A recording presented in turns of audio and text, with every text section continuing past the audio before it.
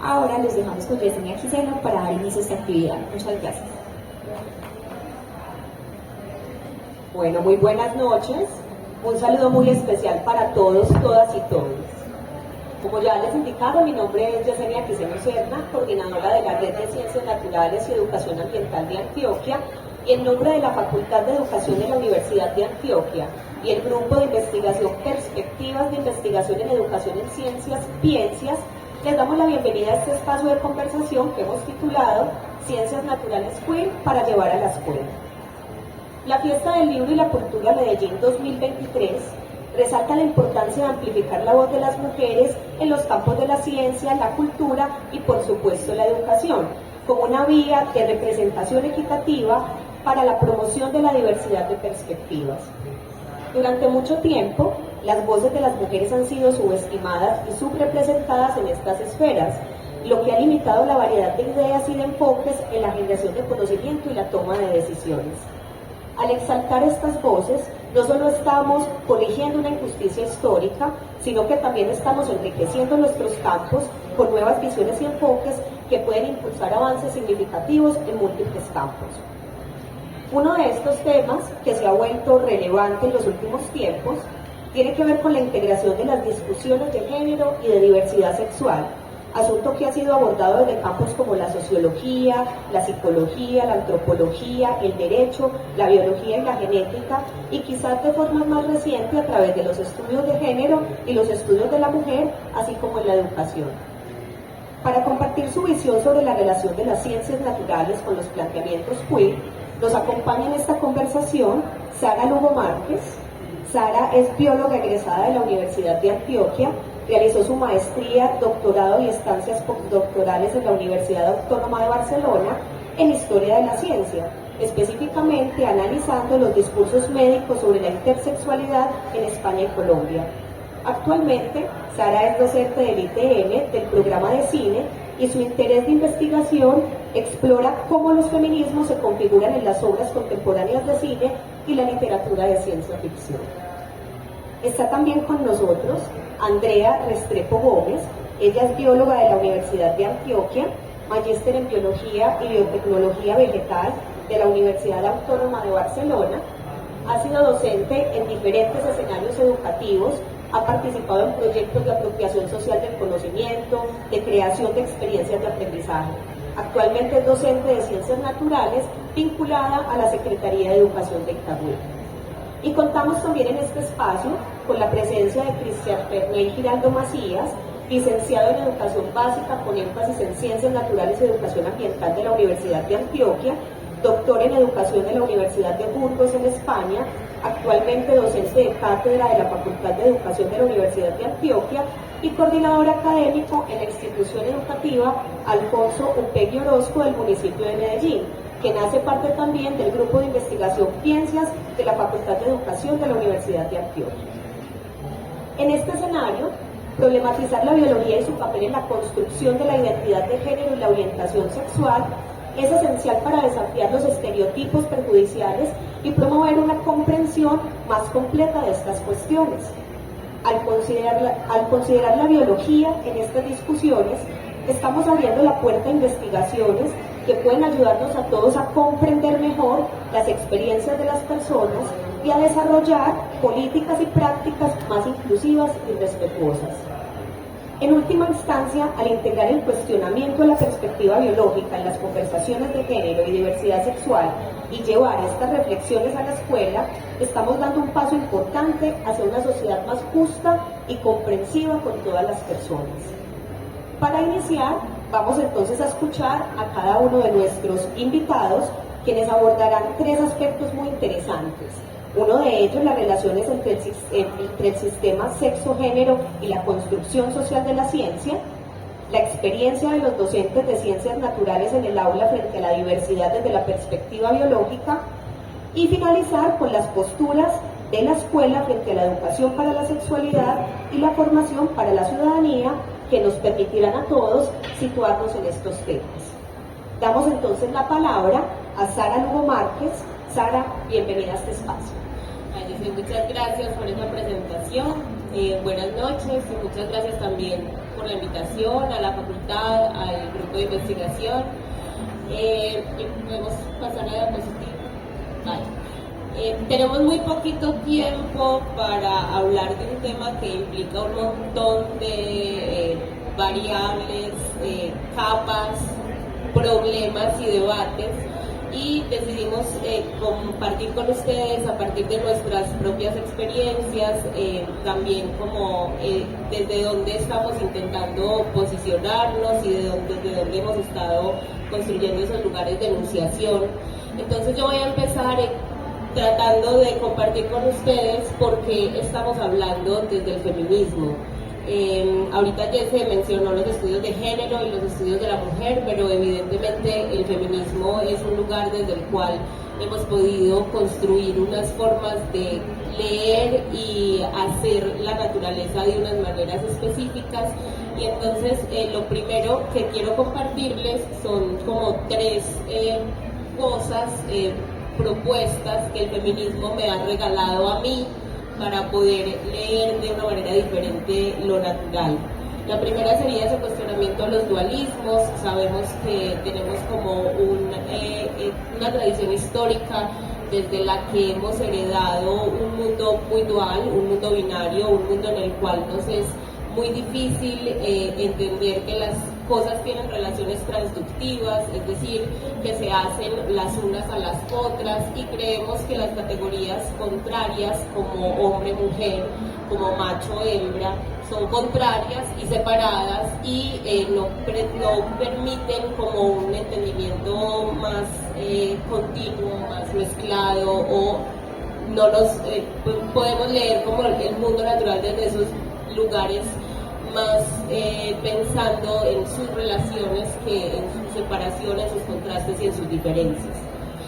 Lo segundo sería pensar que el feminismo siempre está construyéndose en un autocuestionamiento político y conceptual, y que se adapta a un contexto cambiante, y esto también para empezar a conversar un poco sobre las diversidades sexuales, sobre las propuestas que los nuevos cuerpos que se reconocen de maneras distintas nos han traído para leer la naturaleza de manera distinta, de manera diversa y con otras posibilidades entonces de entender, por ejemplo, el comportamiento animal, que ahorita más adelante vamos a hablar un poco sobre eso. Autocuestionarse es muy difícil, y el feminismo nos invita siempre a eso, a problematizarnos, a cuestionar incluso los lugares de privilegio desde los cuales hablamos. Evidentemente yo soy una mujer que habla desde un lugar académico que tiene un montón de peso cuando uno dice, bueno, es doctora, postdoctora, etcétera. Pero la idea también sería poder entender que ese privilegio me ha permitido a mí construir unos lugares de autoridad frente a unas miradas que siempre estoy tratando de problematizar, y solo desde el feminismo yo pude entender un poco esa posibilidad. Evidentemente eso se puede entender desde otros lugares, yo se los estoy planteando también como cuál fue mi camino para permitirme llegar a esos problemas, a esas preguntas. También el feminismo permite una reconciliación con las contradicciones, y las contradicciones pues que vamos haciendo en nuestras vidas vienen dadas no solo por las relaciones que tenemos con lo que se nos impone de afuera, con esa relación con una sociedad que tiene unas implicaciones, unas necesidades normativas o unas imposiciones desde los roles de género y los estereotipos, etcétera, sino también unas contradicciones muy políticas que vienen dadas por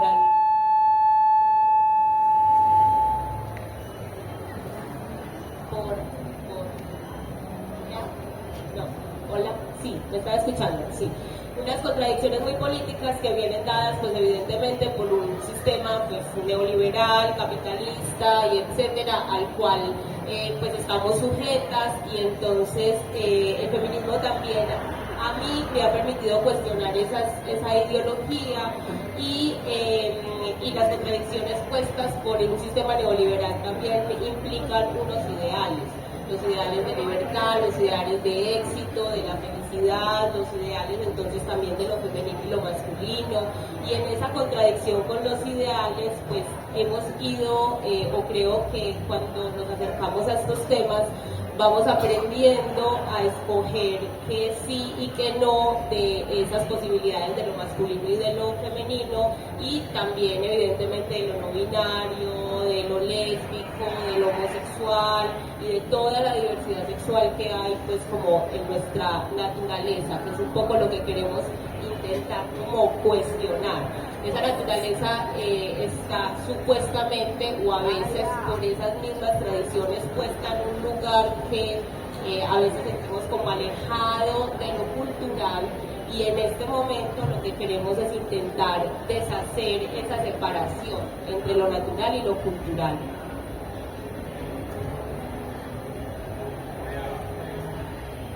Vale, porque entonces planteamos una naturaleza queer. La palabra queer es una palabra que se ha utilizado para insultar en una época, en otra época, y todavía en la actualidad, más o menos desde los años 80, lo queer en los Estados Unidos era como lo rarito, lo friki, lo desviado, le decían a los maricas y a los homosexuales queer, y la población queer que la insultaban de esa manera. Ahorita hicimos un ejercicio con la palabra marimacho y también hay unas apropiaciones de los insultos para transformar desde esa apropiación del insulto posibilidades de pensarse en la identidad diversa o en otras formas no hegemónicas de vivir la sexualidad. Y entonces lo queer implica una propuesta más artística que a mí me gusta mucho relacionar con lo anárquico, porque nos invita a deshacer esos lugares identitarios, jerárquicos, categóricos, heterosexuales. Entonces por eso estamos ahorita explorando un montón de formas de ver no solo lo natural, sino también el arte, la antropología, la paleontología, desde lo queer. Y la propuesta que traemos hoy un poco es como esta provocación de parte de esa palabra que no es tan rara. En Latinoamérica también la están escribiendo con K, entonces si buscan algunas cosas de queer con K salen unas cosas más latinoamericanas y no tan norteamericanas, pero bueno. Y por último, yo les quiero proponer la idea o la posibilidad de que pensemos la ciencia como una construcción social, y en ese sentido, pues el sexo también sería una construcción social. Por ahí Manuela se está riendo porque creo que se acuerda de esta imagen que la vimos en clase. Yo siempre muestro esta imagen porque para mí fue la posibilidad de entender la ciencia como construcción social y el sexo como construcción social. Lo que ustedes están viendo ahí es la representación antes de la ciencia moderna del aparato sexual femenino, que parece un pene. Si ustedes lo ven ahí, parece un pene, y en ese sentido hay una aproximación al género cultural desde otro lugar que en la época clásica, toda la época galénica, hasta el Renacimiento y un poco más allá, cuando la ciencia moderna se instaura como tal, lo que se planteaba era que había un solo género, pero había una graduación entre perfección e imperfección. Lo masculino, hombres, era lo más perfecto, lo femenino era lo más imperfecto, y todos los procesos fisiológicos de las mujeres se explicaban desde la imperfección de los hombres. Por lo tanto, se pensaba que lo que nosotras teníamos dentro era un vestigio de pene, y eso es una cita literal, un vestigio de pene no descendido, porque no habíamos logrado desarrollarnos completamente en el proceso embrionario. Pero también así se explicaba la posibilidad de gestar, de menstruar, de lactar. Por ejemplo, la menstruación se asociaba con las hemorragias sangrantes de los hombres, y todas las explicaciones eran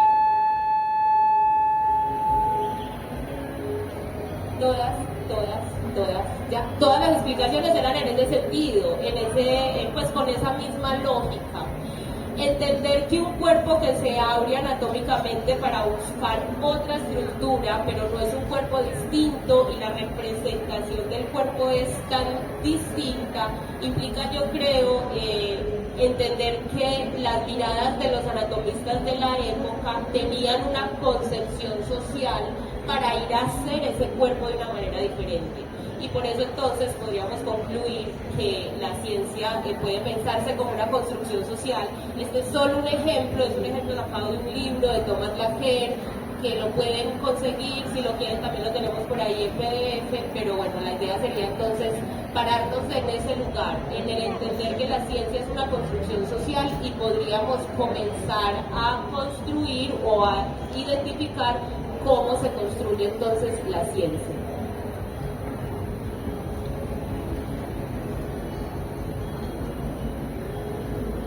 Hola, gracias Sara. Bueno, entonces, buenas noches, bienvenidos, bienvenidas. Bueno, yo primero quiero aclarar que no vengo pues con el plan de experta, sino que yo soy una docente, más o menos hace 15 años que soy docente, he trabajado pues como bióloga y también como docente, y les voy a contar más como a partir de mi experiencia, ¿cierto? Lo que yo me he encontrado en la escuela, en el trabajo con chicos, con chicas, y cómo ha sido mi proceso. ¿A qué me refiero con mi proceso? ¿Dónde empecé y por qué resulté aquí sentada con estas personas conversando?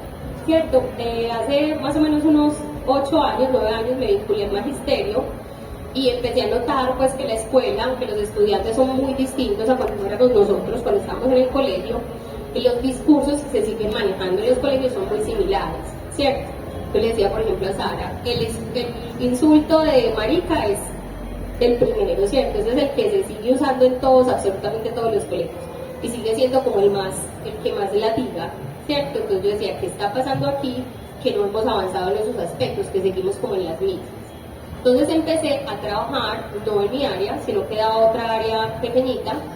Empecé a trabajar con prejuicios y estereotipos. Empezamos a trabajar sobre los estereotipos de género, prejuicios, a que ellos se reconocieran, a que ellos trabajaran sobre este tipo de cosas, y pues a partir de ahí empecé a trabajar, pero en un momento me encontré con que yo estaba haciendo esto en mi otra clase, trabajando prejuicios y estereotipos, pero cuando llegaba a la clase de ciencias, que soy la profesora de ciencias naturales, a partir de la clase de ciencias naturales estaba reforzando ciertos patrones, reforzando ciertas cosas, porque estaba tomando, digamos, ciertos ejemplos en los que algunos comportamientos se tomaban como naturales y otros comportamientos no eran naturales, ¿cierto? Todo lo que se desviaba de ahí era diferente, era raro, o ciertos comportamientos, el ejemplo típico que usamos en las clases de ciencias, que es los hombres o los machos, en este caso imagínate juntamos machos y hombres, decíamos los machos de los pájaros son muy coloridos y se mueven y se pavonean, ¿cierto? Y las mujeres tienen una posición muy quietecita, esperan a ser conquistadas, ¿cierto? Y eso lo metemos en las clases de ciencias y lo replicamos y lo decimos, y luego vamos a trabajar y decimos no, pero tenemos que trabajar equidad de género, somos de otra manera, pero en la clase de ciencia volvemos y lo reforzamos.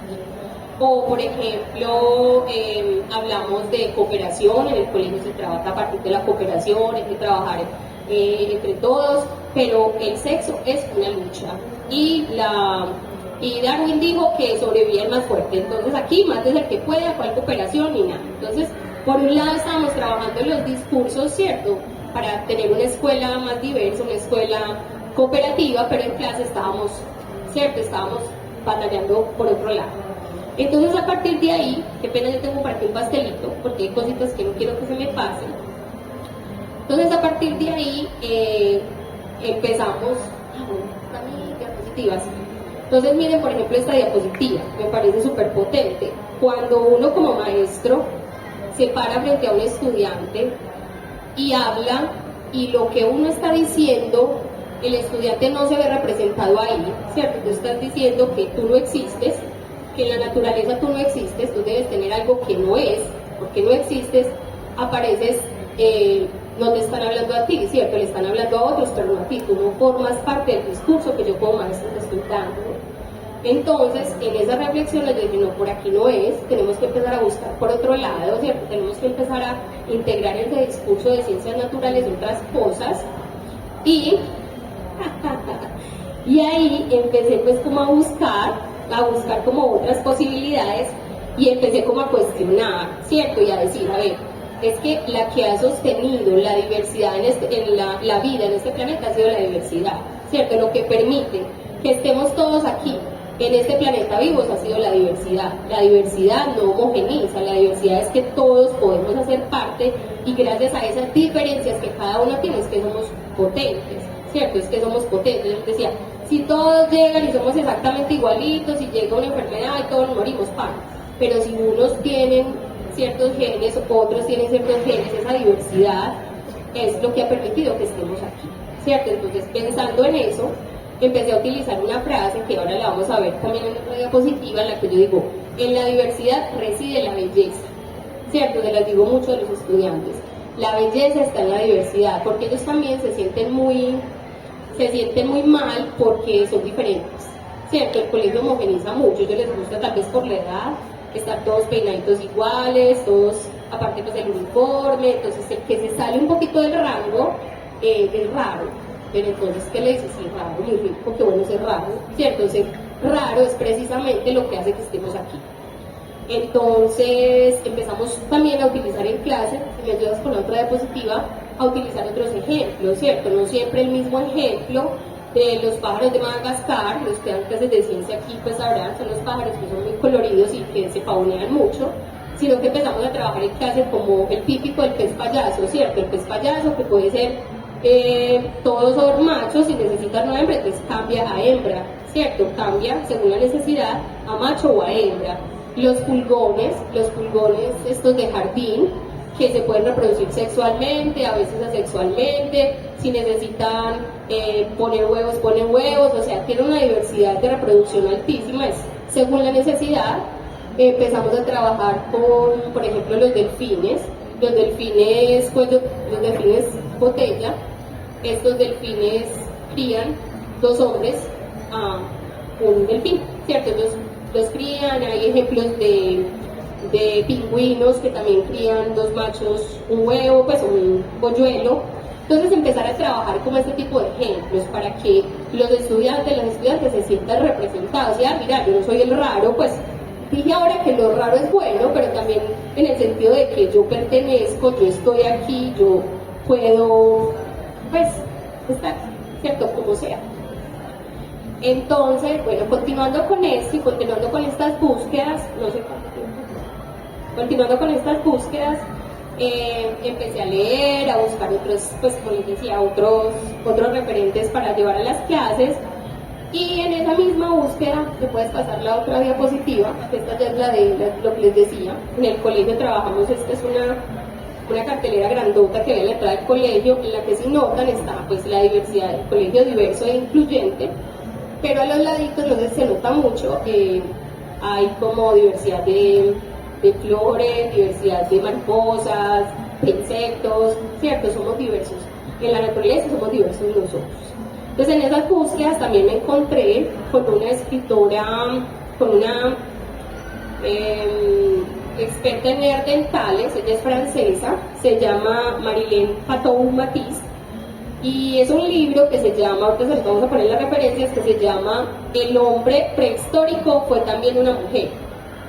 Entonces cuando yo me encontré con el libro, yo como así, pues resulta que hay evidencia de que todos estos rasgos que nosotros vemos en los museos, de que las mujeres se quedaban casadas, pues, o sea, se quedaban esperando que los hombres casaran, y los hombres eran fuertes y grandes y son representados con las armas. No hay suficiente evidencia, o sea, se está revisando y había un sesgo de los investigadores. ¿Quiénes eran los investigadores en esa época? Todos hombres, todos eran hombres, entonces ellos ven un cráneo grande, potente, hombre, no hay más, o sea, esto es hombre. Pero ¿quiénes estaban haciendo el trabajo? Lo mismo ahorita que se me olvidó mencionar. Darwin para nosotros, pues los que somos biólogos, es un dios, y lo es y no, era una persona que estaba inmersa en su época, una persona que estaba inmersa en unos pensamientos, que no podía pensar diferente, lo hizo pues porque hizo la teoría de la evolución, pero para él era difícil pensar que una mujer se iba a comportar de cierta o de otra manera, porque no podía estar, porque su época, su tiempo, su religión no se lo permitía. Entonces, de la misma manera, cuando tú tienes un investigador que es hombre, le va a dar una mirada como hombre. Lo mismo yo como mujer le voy a dar mi mirada. Entonces, la intención sería trabajar, que lo trabajen los hombres, las mujeres, las personas que se sientan no binarias, sea, con todas las diversidades para que la investigación pueda tener esa riqueza. Y por último, no me quiero quedar sin mencionar, también pensando en esto y en feminismo, hay una autora que se llama María Acaso, que estuvo aquí invitada precisamente a la Feria del Libro, que nos trabajaba con pedagogías invisibles. Ella nos hablaba sobre cómo lo que nosotros como maestros llevamos al colegio, a la clase, son microdiscursos, ¿cierto? Microdiscursos. Desde la manera como entramos al salón, cómo tenemos las citas organizadas, cómo nos referimos a los estudiantes, cómo está decorado el salón. Absolutamente todo lo que nosotros llevamos al aula es un microdiscurso. Y hay que estar pendiente, pero fuera de todo ser profesor, ponerle cuidado a eso también. Fuera de todo ponerle cuidado a eso, porque la manera como tú eres el referente para ese estudiante, y más si estás en ciencia, y que como en el momento en el que nosotros estamos y vivimos, lo que diga la ciencia fue, ¿cierto? Entonces es muy delicado, tú como profesor, como profesora de ciencias, no fijarte en qué es lo que le estás diciendo a los estudiantes, ¿cierto? Bueno.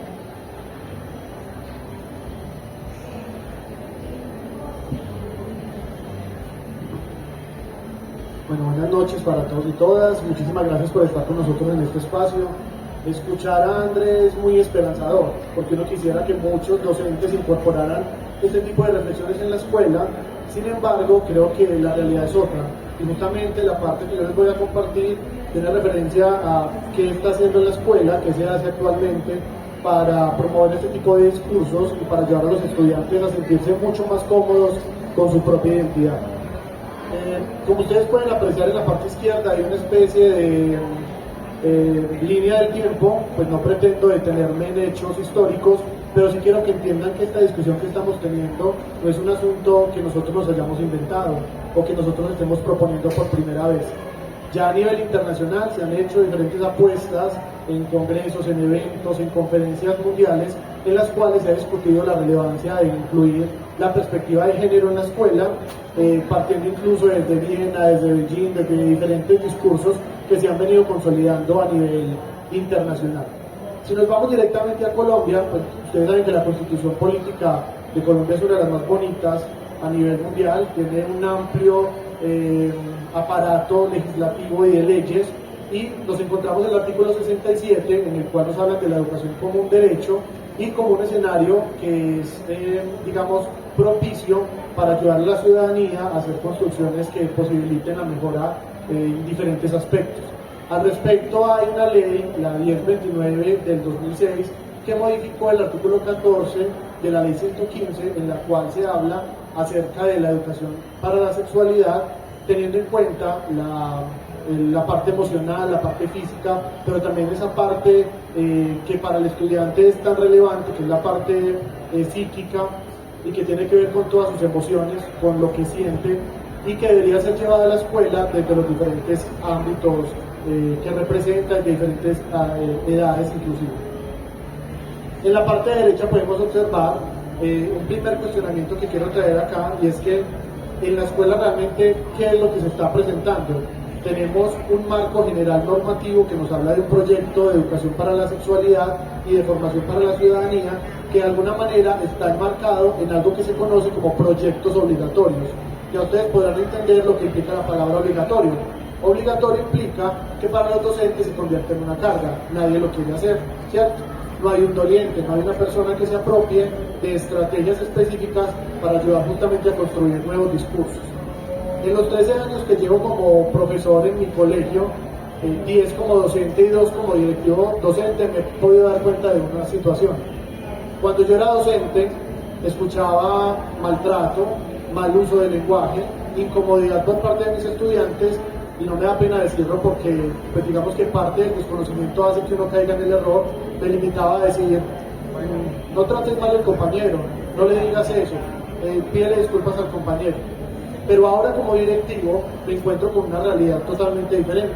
Me llegan estudiantes a la oficina que tengo que remitir a psicología, al equipo psicosocial, porque me dicen entre lágrimas que no se sienten bien con quién son. Tengo el caso muy específico de un estudiante que no se siente cómodo con su género como tal, y me dice, profe, yo voy a esperar para ser Cordy, ya me dicen Cordy, voy a esperar para hacer mi transición cuando salga del colegio, porque no quiero someter mi vida al maltrato y al bullying. Solo por ponerles un caso, pero es una situación que se presenta día a día en la escuela. Pasamos a la siguiente, por favor. ¿Qué pasa entonces? En el centro pueden observar lo que se ha denominado como ese proyecto obligatorio, que es sobre educación para la sexualidad y construcción de la ciudadanía. Y arriba aparecen dos expresiones. ¿Será que este proyecto denominado obligatorio se convierte en un problema o es una oportunidad? Pues eso definitivamente va a depender de la mirada que cada institución educativa le quiera dar. Para algunos puede ser un problema, porque entonces ¿quién lo va a ejecutar? ¿Quién lo va a trabajar? ¿Quién va a llevar este conocimiento a las aulas de clase? Para otros, como yo me considero en ese grupo, creo que hay una oportunidad de entender la educación para la sexualidad desde diferentes perspectivas. Y es que cuando tú hablas con tus colegas, no sé si les pasa a ustedes también, pero cuando uno les habla del proyecto de educación para la sexualidad, parece que se limita a hablar de anticoncepción, se limita a hablar con los estudiantes de cómo hay que utilizar el condón, entonces los niños lo toman como un juego, todos son risas, y digamos que no hay una reflexión más profunda acerca de lo que significa la sexualidad. Justamente aparecen entonces unas dimensiones que entran a apoyar lo que es la educación para la sexualidad, que son las que podemos ver en la esfera, entre ellas el género, la educación, la ciudadanía, la sexualidad y lo que implica ser un ser humano. Y justamente acá aparecen unas preguntas que bien no pretendemos responder el día de hoy, pero que sí queremos poner sobre la mesa y para la discusión, no solamente en nuestras instituciones, sino a nivel nacional. Y son: ¿qué significa educar con perspectiva de género? ¿Qué sentido tiene lo que aprendemos en la escuela? Que es una pregunta que nos hacen todo el tiempo los estudiantes. ¿Cómo se relaciona la vivencia de la sexualidad y el ejercicio de la ciudadanía? ¿Qué hay que saber y qué se debe saber para ejercer la ciudadanía? Todas estas preguntas, digamos que deberían estar en el centro de lo que significa el proyecto de sexualidad en las escuelas, y debería de trascender el hecho de hacer actividades aisladas que todas las ejecutan en 1 o 2 horas en el currículo escolar, 1, 2, 3 veces en el año, pero que no tienen sentido ni relevancia para transformar esos discursos que nosotros queremos lograr en la escuela. Por último, por favor, la última diapo. Aquí hay un asunto que a mí personalmente me cuesta, obviamente, porque, como decía la compañera ahora, estar sentados acá hablando de esto ya es un avance para nosotros. Hace un par de años yo no me imaginaba hablando sobre estas temáticas y ahora estamos acá discutiendo. Aparece este asunto de las ciencias naturales queer, no como una oportunidad de ver las ciencias como algo raro o como una oportunidad para seguir resaltando esas dificultades que históricamente se han marcado, sino para ayudar a los estudiantes a comprender la diversidad de la sexualidad y de la identidad de género, para ayudar a los estudiantes a desarrollar una comprensión más crítica de la ciencia y definitivamente para identificar y desafiar los prejuicios y los estereotipos que a menudo se encuentran en la ciencia. Así que sea este espacio una oportunidad para seguirnos pensando, repensando y resignificando lo que se entiende por educación para la sexualidad. Muchas gracias. Bueno, indudablemente unos planteamientos muy interesantes que nos llevan a todos también a pensar y a ir hilando y conectando estas ideas que nos plantea Sara, que nos plantea Andrea y que nos plantea Cristian.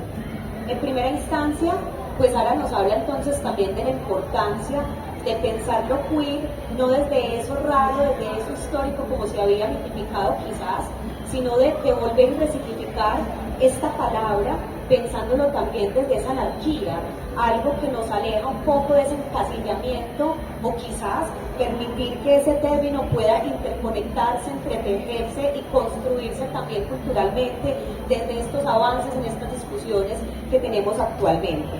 Desde ahí entonces hablamos también de esa apertura, esa construcción del sujeto, y eso nos lleva también a conectarnos con lo que nos dice Andrea, de la importancia de pensar mucho, sobre todo en el campo de quienes somos maestros, cómo nos posicionamos en nuestros discursos en el aula. Andrea, personalmente yo nunca me había planteado por qué utilizaba el ejemplo A o por qué utilizábamos el ejemplo B. ¿Por qué hablar del ejemplo del cuidado parental en pingüinos, por ejemplo, y no llevarlo a otras especies que pueden mostrar también cómo ese aspecto se desarrolla de maneras distintas? Yo creo que cosas muy simples también nos han pasado. Alguna vez en el aula, una compañera fue a hacerme una visita de clase. Los maestros a veces somos también muy reacios a que otros nos observen, pero no sabemos lo enriquecedor que es ver la perspectiva de otros. ¿Qué me sucedió en ese momento? Cuando terminamos la clase, mi compañera me decía, ¿te diste cuenta a quiénes le diste la palabra? Y yo le dije, pues a los que alzaron la mano.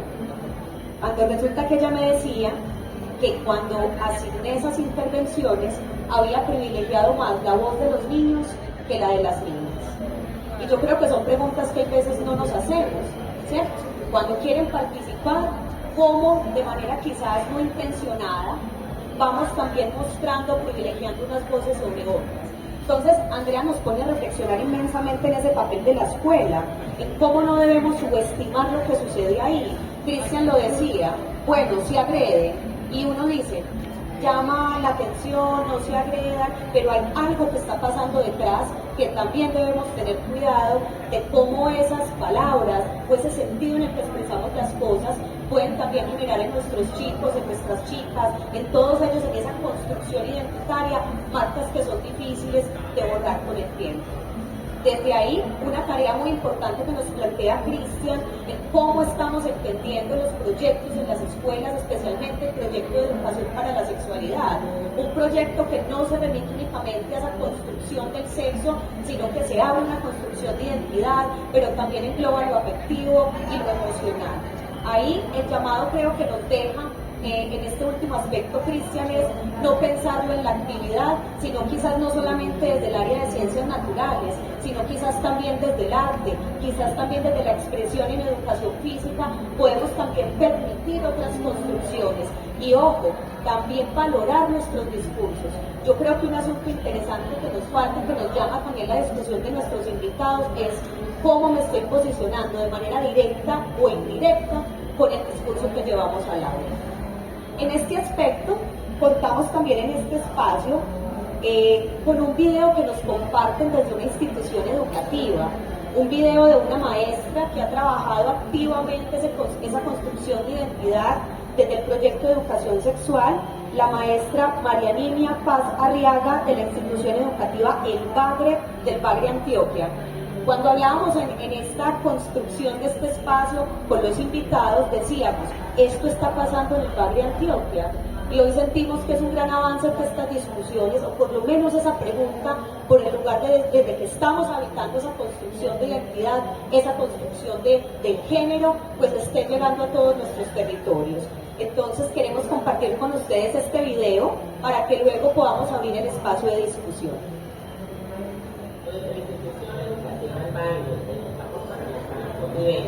Desde el proyecto de salud sexual y reproductiva y su componente de identidad sexual, queremos que nuestros estudiantes se valoren a sí mismos, tengan dignidad y sean capaces de trabajar desde la equidad de género.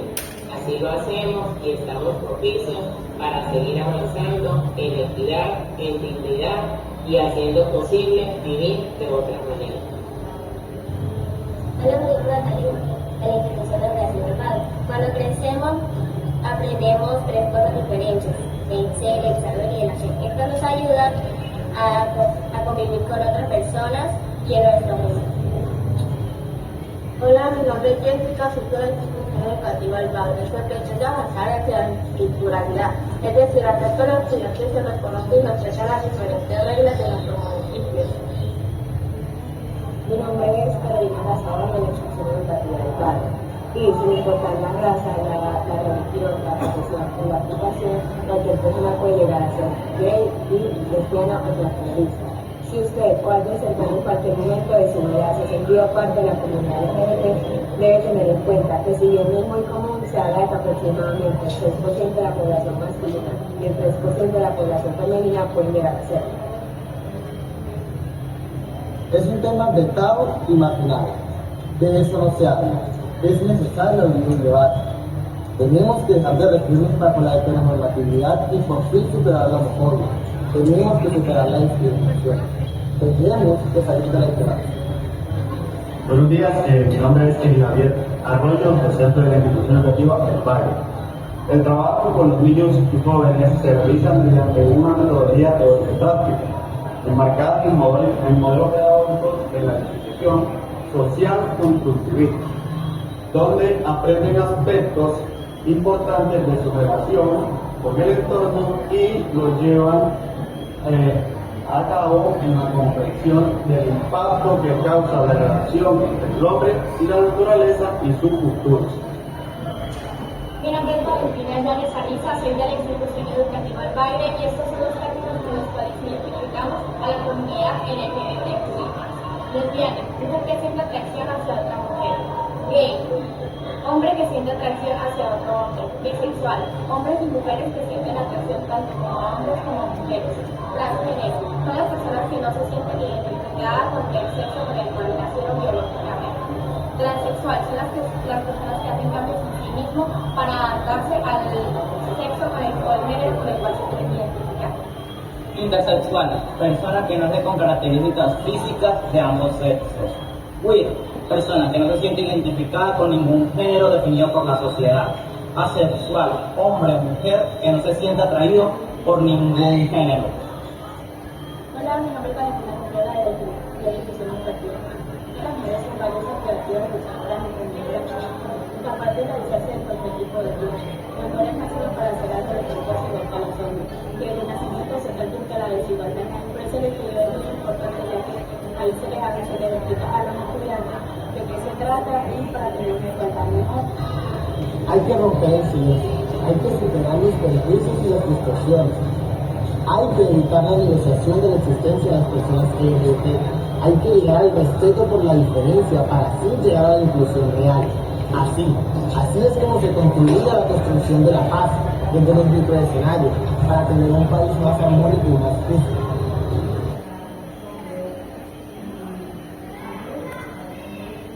Bueno, yo creo que mensajes que nos llegan, que todavía vamos en ese proceso de construcción, en un proceso también de comenzar a identificar, a nombrar, a decir, a posicionarse, pero que ya nuestros invitados también nos contarán cómo se van hilando también estos asuntos que comienzan a perfilarse en las instituciones, que comienzan también a tener voz desde estos espacios y cómo nosotros también podemos revisarlo desde distintos aspectos cuando hablamos en el ámbito educativo.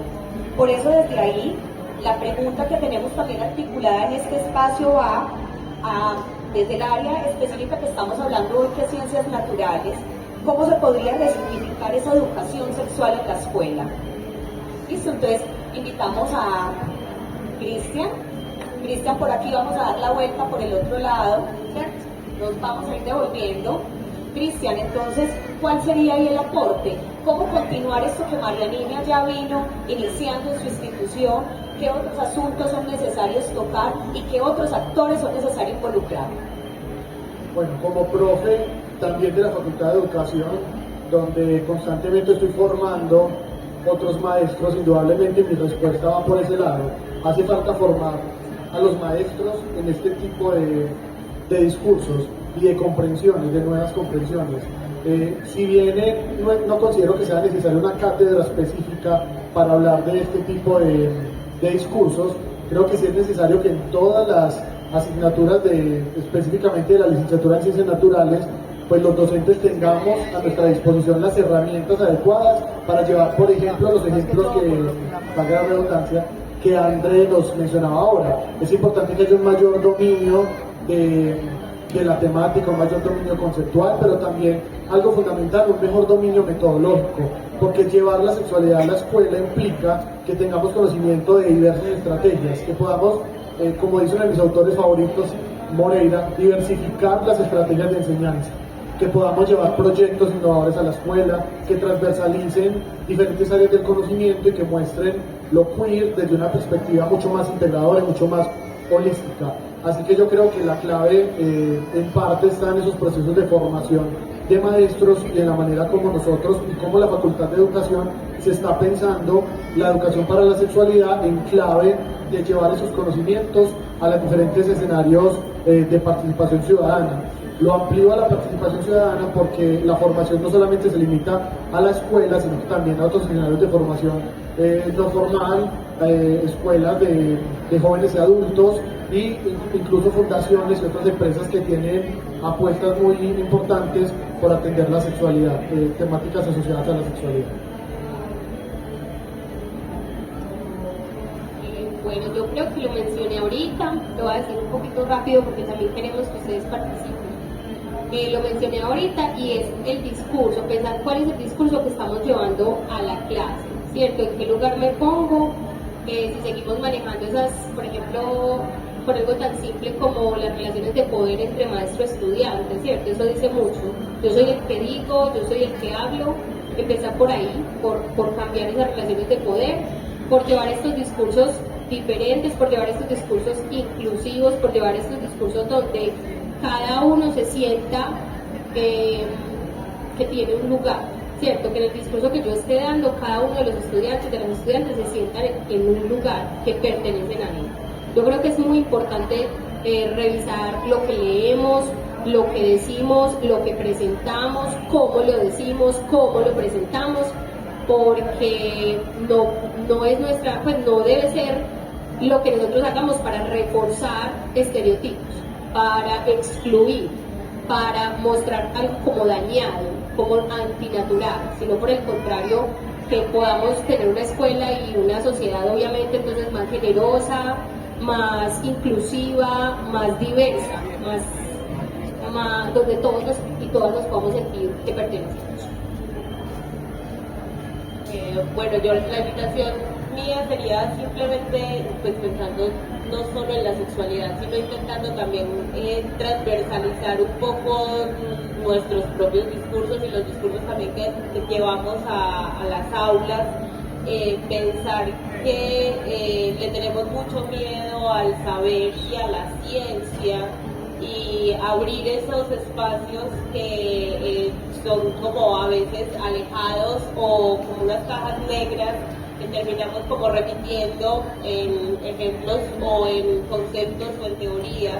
Entonces, un posicionamiento crítico frente a las maneras en cómo estamos intentando construir lo natural, creo que desde mi punto de vista, me gusta tanto el tema epistemológico y los lugares de construcción de conocimiento, sé que eso transformaría también esas relaciones erótico-afectivas, porque además hay unas propuestas nuevas del deseo que nos están interpelando todo el tiempo. O sea, ya no podemos escapar a esas nuevas búsquedas de los jóvenes, las jóvenes, que están proponiéndonos desde propuestas artísticas, movimientos urbanos, otras formas distintas de relacionarse, y lo biológico pues evidentemente también tendría que transformarse desde esos lugares. Bueno, en este momento, digamos ya desde esto que nos plantean también nuestros invitados, queremos también abrir el espacio para sus preguntas, sus intervenciones, cómo se conectan también con lo que nos traen hoy nuestros invitados.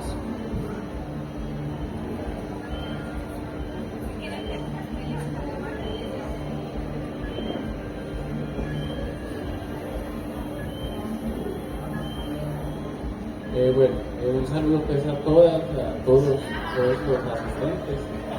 Mi nombre es Marco Angelino, soy estudiante de la Facultad de Educación, de la licenciatura en Matemáticas. Y quería comentarles pues que personalmente este tema ha sido también de interés para mí.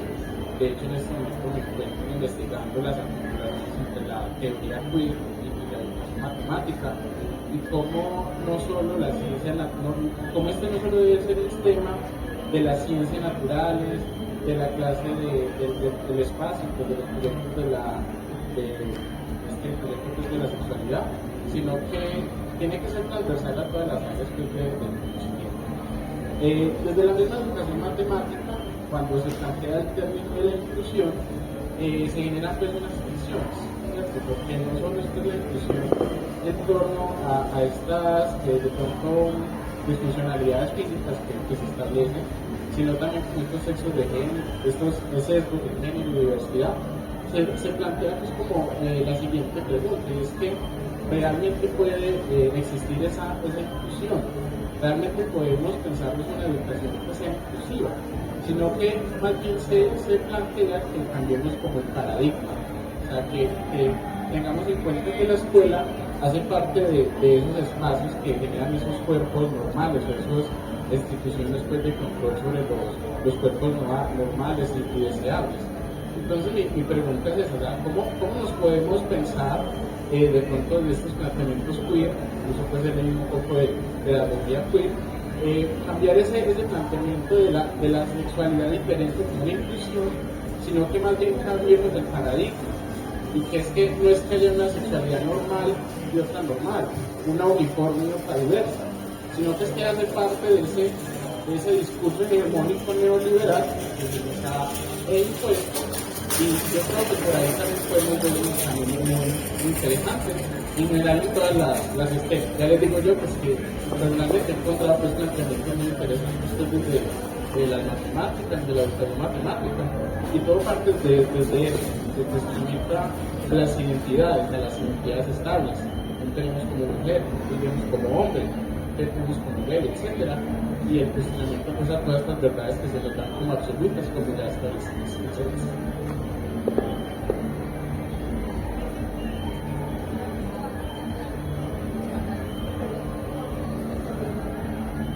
Buenas noches.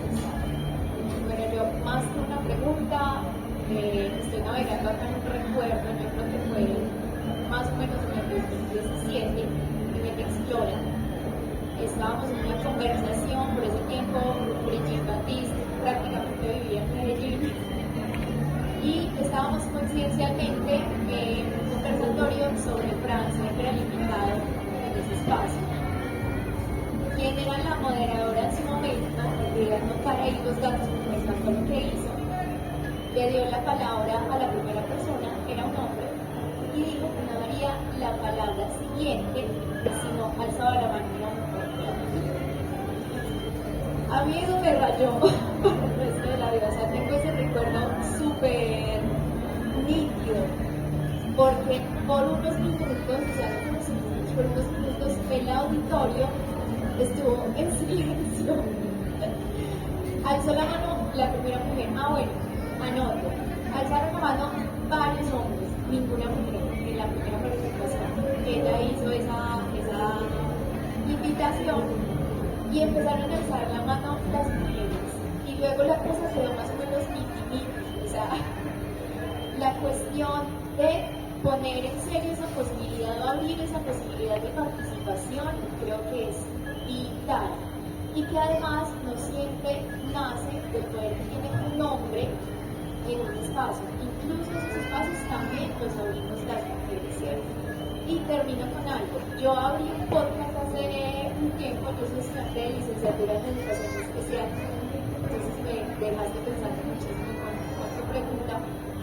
Y el primer invitado fue un compañero ciego.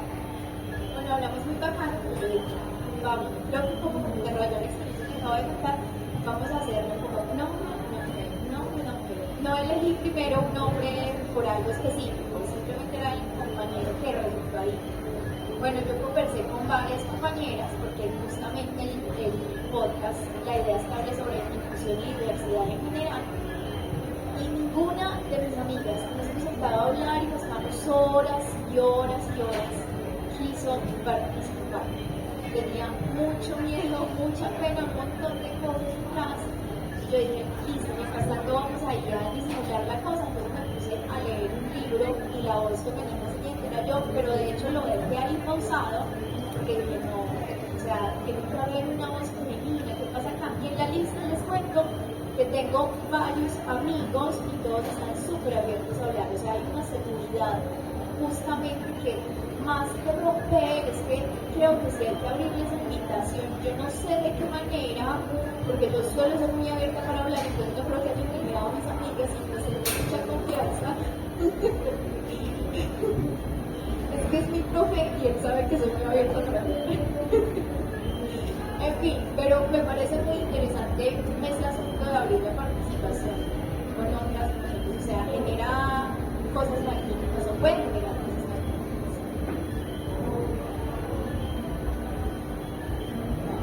Hola, no, me parece por la exposición de verdad que abre unas pautas muy interesantes. A mí me gusta mucho la realidad, pues he trabajado mucho en el campo y pues un reto mayor pues por todas las brechas que tenemos en las ciudades, poder hablar de estos temas, sobre todo pues que el tema de género pues ha sido mayoritariamente pues patriarcal, ¿cierto? afortunadamente en las ciudades venimos un poco más avanzadas en esos temas, en las discusiones de relación. Pero digamos, una de mis cosas de lo que me llama la atención es la relación que tiene el maestro o el docente con los alumnos.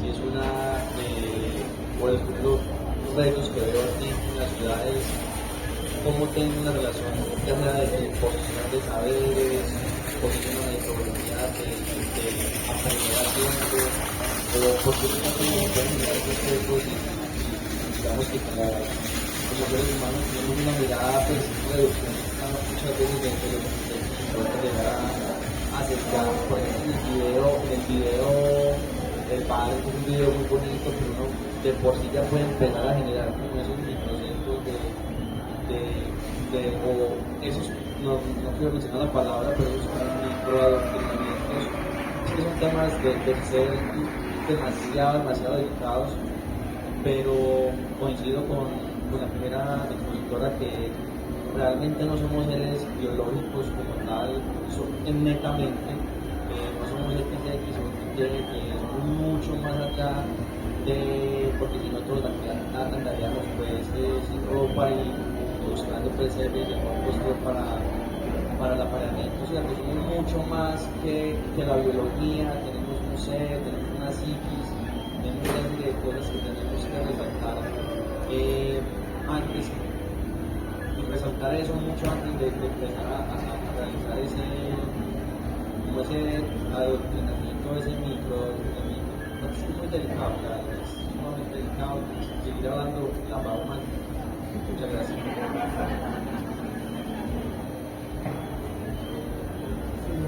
Muchas cosas. No, yo lo que pienso es que el asunto es muy sencillo y eso no se necesita, pues yo quiero mucho de esos planteamientos de que para hablar de esto hay que ser un doctorado. O sea, el mundo de los seres humanos está separado de la naturaleza, o sea, el mundo real. Pues eso cualquier persona me puede aplicar eso. Muchas cosas que tenemos los seres humanos son inventos de los humanos. Muchos de los dramas de los humanos son cosas de los humanos. Eso no lo tienen los animales. Pero el asunto es por qué eso se creó. Pues, ¿quién creó eso y por qué se creó? Se habla del patriarcado, sí, pero ¿por qué eso se creó? ¿Cuál es la realidad de eso? ¿Por qué eso está instaurado? ¿Qué persona creó eso? ¿O qué personas crearon eso? ¿O qué entidad dio esa orden de crear eso? Porque eso es una cosa compleja. Si usted analiza eso, es muy complejo. Eso no es tan sencillo. Entonces, otra cosa que yo entiendo es que esto esté marcado por una línea de pensamiento o por una ideología como el feminismo o no sé si el feminismo era una ideología, pero es una postura. Esto no puede estar marcado por eso, porque entonces caeríamos en lo mismo. Va a ser la creación de un discurso falso. Ahí también alguien lo dijo, crear unos discursos, no es crear discursos, es ver el mundo tal como es. Pero para ver el mundo tal como es, hay que realmente saber por qué se creó esto. Hay unos estudios de hace mucho tiempo que hablan de eso, que son cosas muy pesadas, y es para entender eso hay que tener la mente muy abierta, pero son cosas muy sencillas. Entonces, ¿quién está realmente dispuesto a eso? A desmontar lo que hay en el mundo. Porque es que eso es un montaje que el montaje detrás de eso está lo económico. ¿Quién está dispuesto a desmontar eso? Eso es el asunto de eso, es el asunto real de eso. Porque el discurso de las mujeres, el discurso feminista es muy bonito, pero ¿quién de las mujeres está dispuesta a desmontar eso realmente? El poder. ¿Quién está? El poder. Es el poder. Es el poder. Porque es que todas hablan de empoderarnos, pero es desmontar el poder. Y una sociedad igualitaria, totalmente igualitaria. ¿Quién está dispuesto a eso? ¿Quién está dispuesta a eso?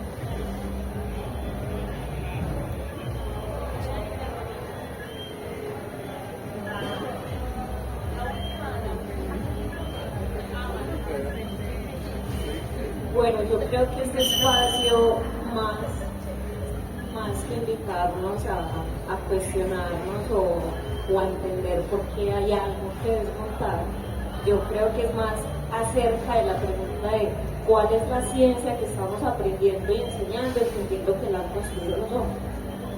O sea, no es una pregunta difícil de responder, ya pues, personas muy formadas en el tema nos contaron un acercamiento bastante interesante y efectivamente se ha venido manejando un discurso desde lo masculino, ¿cierto?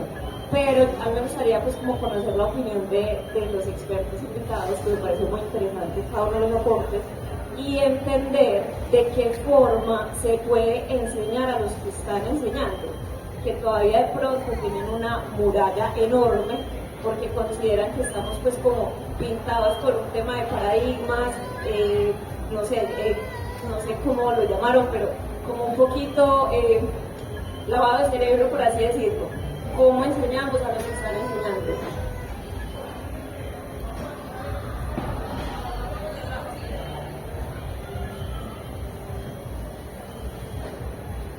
Bueno, también construyendo un poco sobre el último comentario que hizo acá a nivel de preguntas, también es dentro de esos sistemas, ¿verdad? Dentro de todo lo que representa la ciencia natural, desde la base, es cómo la ciencia natural, de nuevo también la pregunta es cómo contribuye o cómo forma para que las otras ciencias tomen ese elemento de la naturaleza, de lo que es sí, como físico, y pasa entonces al entorno humano.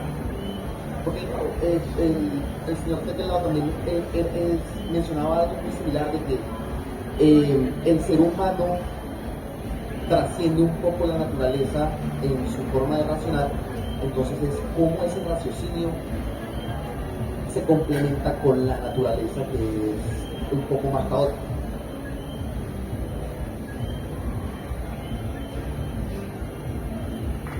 Bueno, muchísimas gracias a todos por las intervenciones. Realmente recuerden que este espacio es más de generar provocaciones, nos van a quedar acá muchas inquietudes, muchas ganas de seguir leyendo, de seguir explorando, de seguir aprendiendo.